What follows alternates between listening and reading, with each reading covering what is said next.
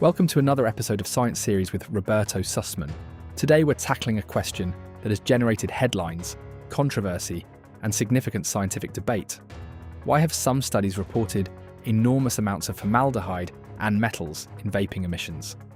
Okay, you detected a certain amount. Let's say you quantify the amount in terms of, there are several ways of expressing the results.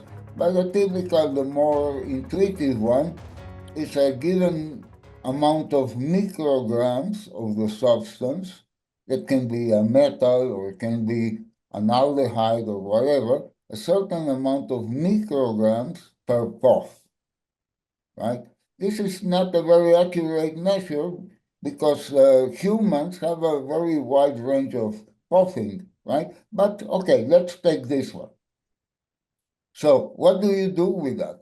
What you have to do is to compute the amount of micrograms of the substance that will be inhaled by the person on a daily basis, for example. Or if it is occupational, then it's 8 hours of a work shift. But let's take it for 24 hours. So if you take a certain amount of micrograms per puff, and the average puffing per day is, let's take 300. It's a bit high.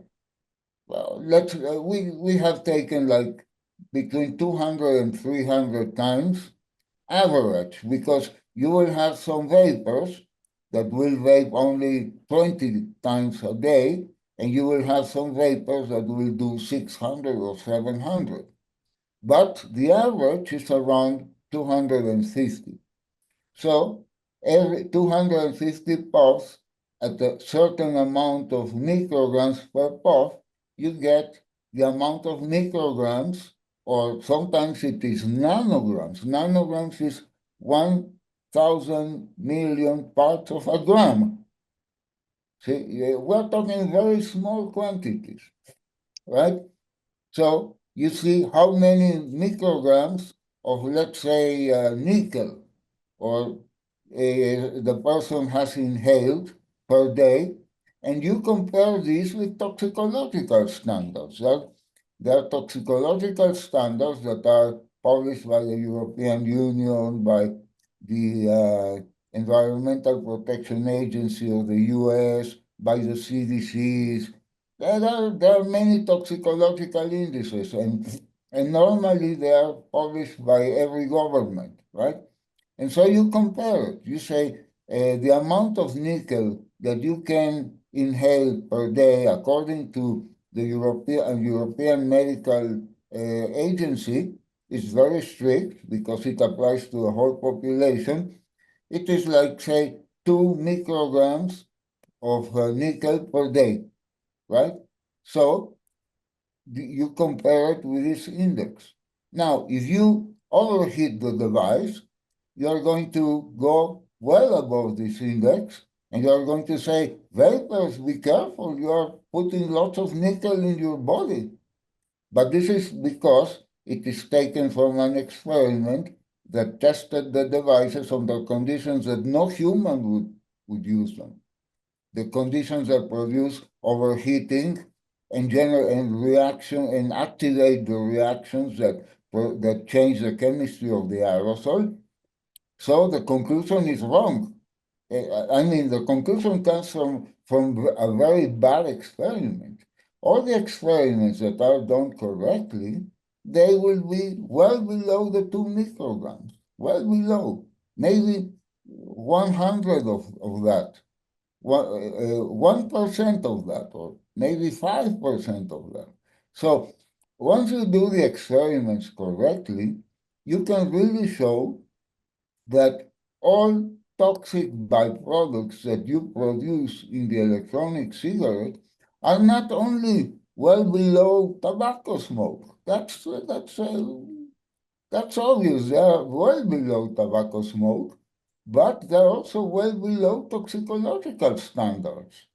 And if you and they are also compared favorably with other household aerosols like kitchen aerosols or sprays or odorizers or candles or pollution or air pollution.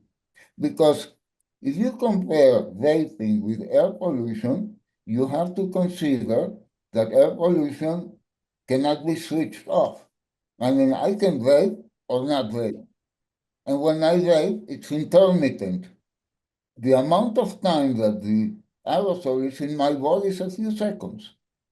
300 times for a few seconds.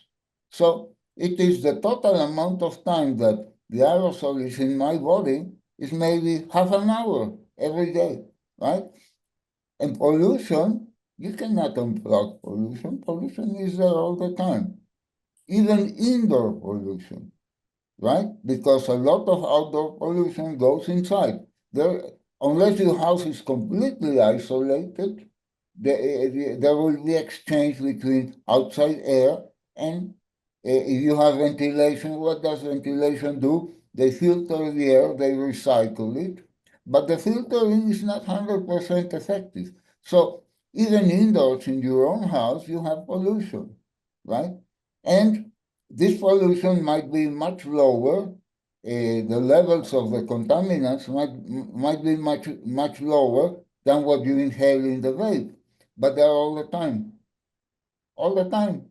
So if you add them, they can be comparable to what you get from vaping, or even more than what you get from vaping, right? So what I'm trying to say is that all these experiments that detect the chemical composition of the aerosol have to be well done, and you have to program the machines to be the best approximation to human inhalation, right?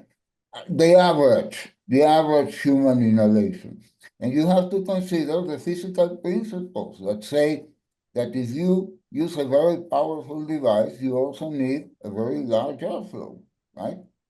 And that the devices have to be tested, have to be used within limits. The manufacturers tell you, if you buy this device, there is a recommended power. You have to use, let's say, between 10 and 20 watts or 10 and 30 watts.